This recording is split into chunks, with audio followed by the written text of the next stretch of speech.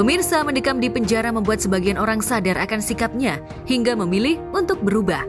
Demikian juga yang terjadi pada aktor senior Pierre Gruno usai bebas dari penjara pada 17 Agustus 2023 lalu terkait kasus penganiayaan terhadap korban berinisial GDS.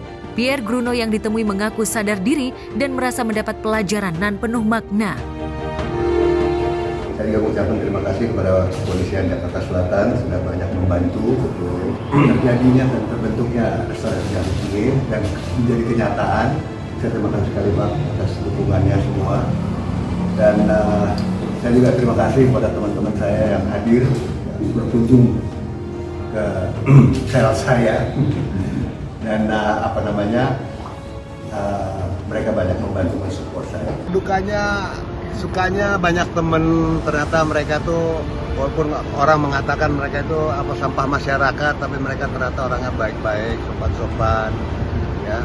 Dukanya itu tidurnya sakit, nggak enak, pinggang udah tua kan, di pinggang kebiasaan dikasih pinggang spesial bolsak, sakit pinggang di sana kumat pinggang saya. Ada masih apa tuh bos? Pelajaran didapat di situ kita baru tahu bahwa banyak orang yang tidak selalu merasa mengerti tentang ada di dalam sana. Jadi istilah saya adalah mau Anda kaya, Anda miskin, Anda besar, Anda kecil, tetap di sana semua sama-sama tahanan. Levelnya sama.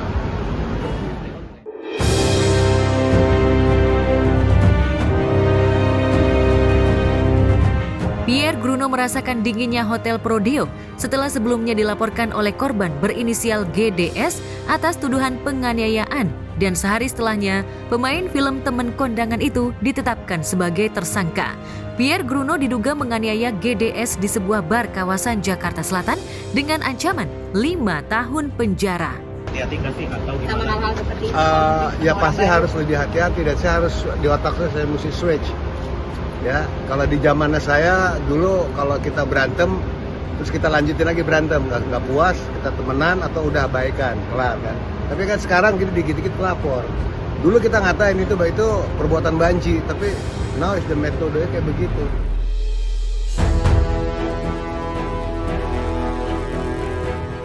Aktor yang bernama lengkap Pierre Andreas Sadak Hamid itu berlega hati setelah dalam prosesnya pelapor menerima permintaan maafnya dan mencabut laporan.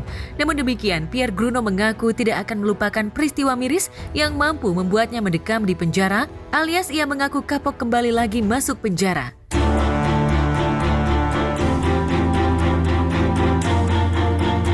Kini Pierre Gruno telah bebas dan kesempatan baik ini diakuinya akan dimanfaatkannya untuk menjalani hidup yang lebih baik dan siap bekerja lebih keras. Benarkah demikian?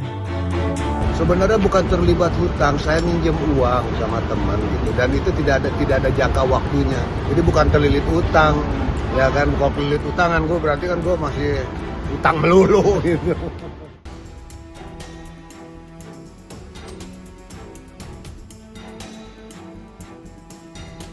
Kisruh rumah tangga musisi Virgon dan Inara Rusli kembali menjadi sorotan setelah Tenri Anissa, perempuan yang selama ini disebut-sebut sebagai orang ketiga, bersiap untuk mencabut laporannya.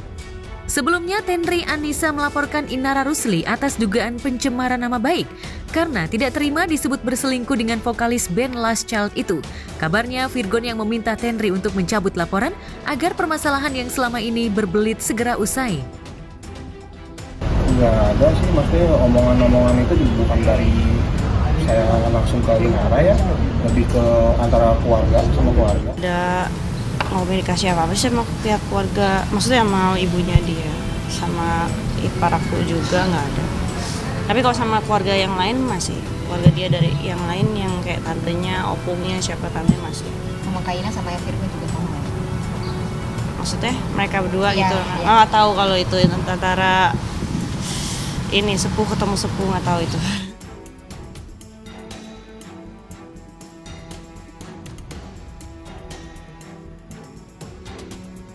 Bukan hanya itu, Virgon juga disebut-sebut meminta Inara Rusli istrinya untuk mencabut laporannya dan segera berdamai.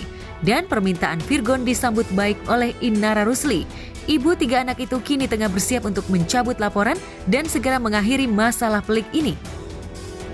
Ini nggak ada asap kalau nggak ada api. sebut aja ngelawan loh kalau diinjek. Siapa sih yang nggak ngelawan kalau dizolimin terus atau disakitin terus gitu, atau dibully atau didiskriminasi terus gitu, pasti akan ngelawan. Apalagi ini untuk kepentingan anak-anak juga gitu kan, aku harus stand up gitu untuk kepentingan parenting juga gitu. Jadi ya why not, kalau aku harus ngelawan ya aku ngelawan gitu untuk kebaikan dengan cara yang baik. Walaupun awalnya sempat sabar ya Kak. Jadi Oh iya kan, semua juga begitu, nggak bisa langsung dar dengan harus pelan-pelan dulu. Dia kalau nggak kena dibilangin ya gimana dong. Kalau anak-anak kalau udah besar kan mereka bisa bersuara untuk diri mereka sendiri. Kalau sekarang kan mereka belum bisa, jadi mau nggak mau ya aku sebagai ibunya harus maju lah bersuara ngebelain mereka.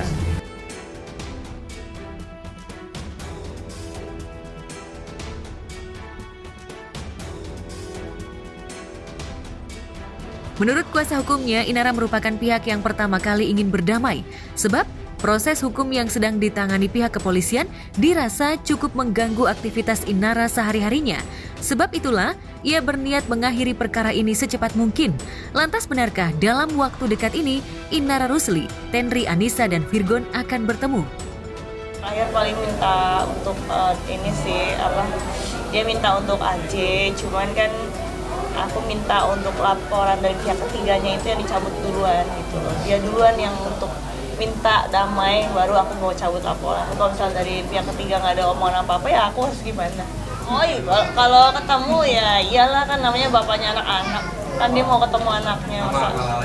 Damai mah pasti ada lah, karena kita nggak mau berlama-lamaan ya, yang kaya kan pengacara nanti. Kalau nyari suasana baru mungkin ada nanti ke depannya, ada rencana ke sana, tapi untuk saat ini aku lagi nyari tempat usaha dulu. Yaitu salah satu kebaikan dari Allah ya. Allah Maha Baik. Selain aku dikasih cobaan, masalah walaupun belum selesai, bahkan nambah,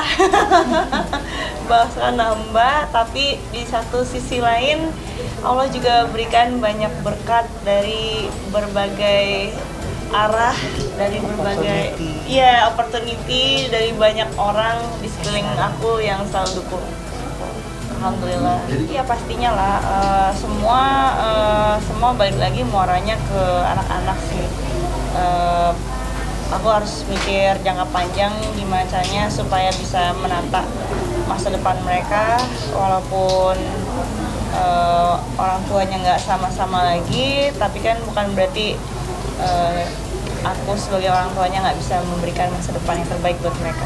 Nah ini salah satu ikhtiarnya ya, dengan menjalani berbagai macam bisnis yang penting halal.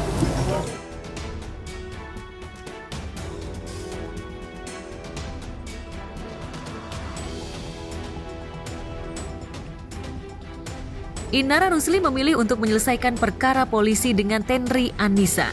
Lantas bagaimana dengan kisru rumah tangganya yang kini tengah berperkara di Pengadilan Agama Jakarta Barat? Mungkinkah Inara juga akan berdamai dengan Virgon lantaran sidang cerai mereka yang tak kunjung usai?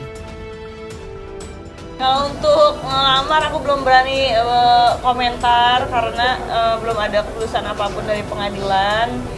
Sidang masih berjalan, apalagi juga pidananya juga masih berjalan, tambah lagi ada laporan baru lagi. Jadi belum berani untuk ambil kesimpulan apapun. Untuk saat ini aku fokus usaha dulu.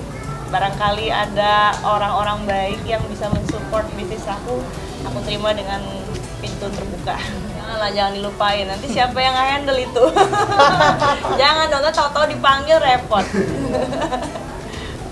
Masalahnya tetap harus kita pikirin, cuman ya nggak boleh terlalu berlarut-larut lah.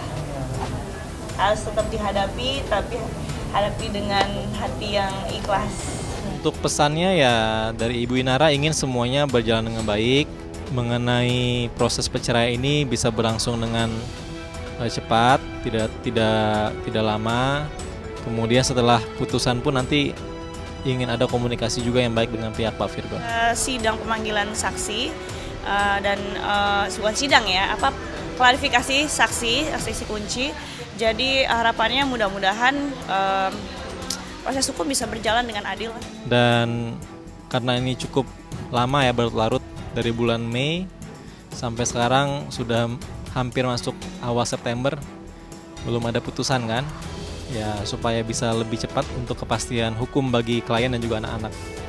Dari pihak Ibu Inara ya tetap ingin yang terbaik dari hasil persidangan ini. Anak-anak berada pada hak asuhnya untuk Ibu Inara, dan juga terkait dengan proses di luar persidangan bisa cepat selesai lah.